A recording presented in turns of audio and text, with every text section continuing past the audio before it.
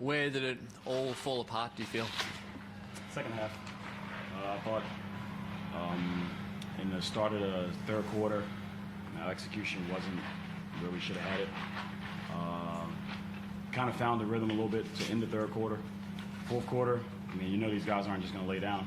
It's not the nature of the team that we're playing against. Fourth quarter, we were up 8-10 almost the whole quarter, and then probably like the last 4-minute mark, I thought it was, where we just crumbled.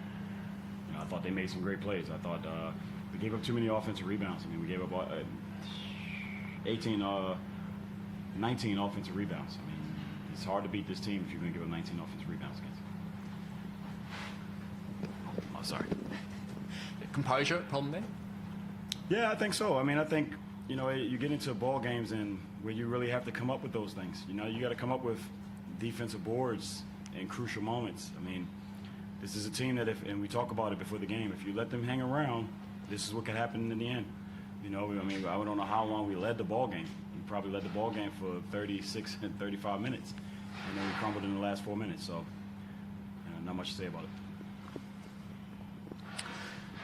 Obvious question for you around the foul count. Half-time, 7 apiece, and looking pretty good. It did fall away after half-time. What was the difference between the first half and the second half? I think they're more aggressive. I just think that's what it was. I thought they were more aggressive. They putting their heads down and driving to the rim, and you know the rest are put in a tough situation where you know guys either they call it or they don't, and that's what they did. They called fouls. But you know I think Mitch Norton is one of the best at just putting his head down, and he gets a lot of foul calls. You know, so I mean they made plays at the end of the game. Without Cotton on the court, you kept them to under 30% scoring in the first half. And what broke down in particular after that? Honestly, it's hard to tell you sometimes when you don't watch the film. I mean, but the first initial thought is, I mean, I look at it and we held them to 35 points in the first half and gave up 56 in the second. Like that's just you just can't have that. And you know, my question to the team in there is, you know, when does that stop? When do we start making plays to make sure that doesn't happen? Jared, you're playing Perth. It's important to quieten the crowd down to start off with. You did that, didn't you, in the first half? You must have felt things were going your way. Yeah, definitely. Came out to a ripping start. That's how we wanted to play the whole game, but like KB said, just towards the end of the fourth, it all dropped off. We know what the problem is. Right now, it's clearly the defensive rebounding. That's the only reason we lost this game.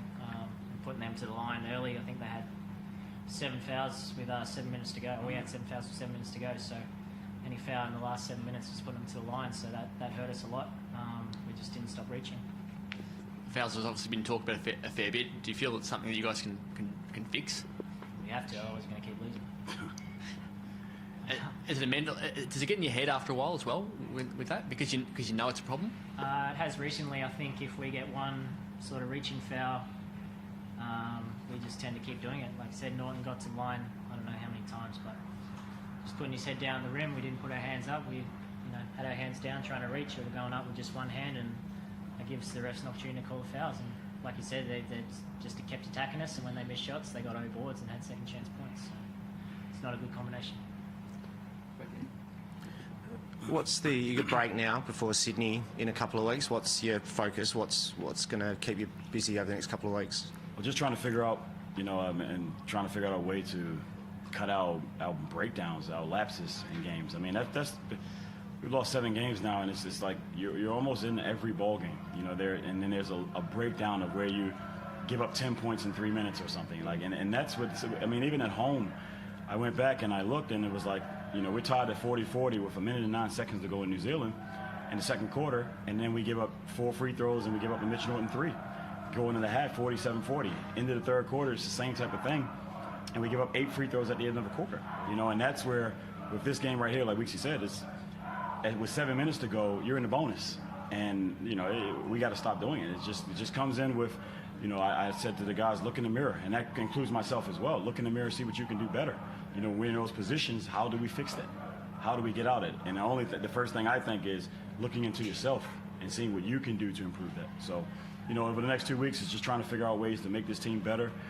We got guys going away on breaks, for the FIBA window, and it doesn't get any easier. You got Sydney coming in, so but you got to be ready.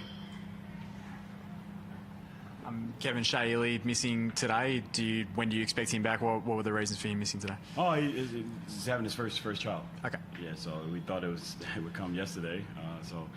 And there's no like quick flight that can get you here. The only flight that we got him here is 1 o'clock. So, you know, that's something special for everyone, every I guess dad and parent. You know, to see your first child being born, every child being born. But yeah, so that's why he's not here.